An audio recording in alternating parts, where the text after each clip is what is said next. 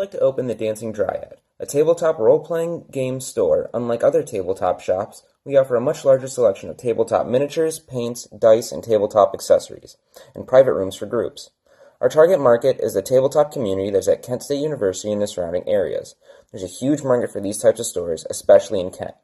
2 years ago, the Dungeons & Dragons Club at KSU had little over 20 members, and last year the group size tripled to over 80, and this year tripled again to over 240 members. As you can tell, this market is set to expand to a massive amount if this trend continues. I would like to open the shop as close to Kent as possible. I would like to have a retail location at 1834 State Route 59, which is next to the Family Video, because it is less than 5 minutes from campus, and the building size is around 3,000 square feet.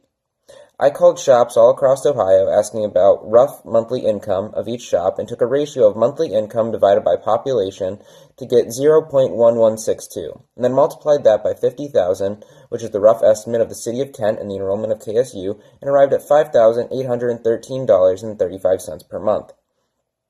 I would also like to have an internet store that sells product out of the store. I would manage and own the Dancing Dryad and would partner with as many role-playing game distributors as possible, including Dungeons & Dragons and Pathfinder, and many others, as well as Reaper Miniatures, who is the largest distributor of tabletop miniatures and paints, Chessex Dice and Game Science Dice, and various other tabletop companies for gaming accessories.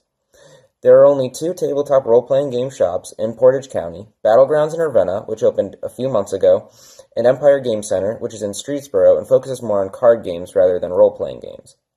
Customers will buy from me for 3 main reasons. The first being proximity to my main customer base in the city of Kent and Kent State University, and because we will have the largest selection of miniatures, paints, and resource books for tabletop role-playing games. The last reason being private rooms that are available to be rented and reserved for tabletop groups. To buy the space I want, it would be $49,500. I can expect to need another $20,000 to $30,000 for building inventory, displays, and other necessities, as well as an additional $30,000 for inventory to start out. The total amount at startup would be $104,500.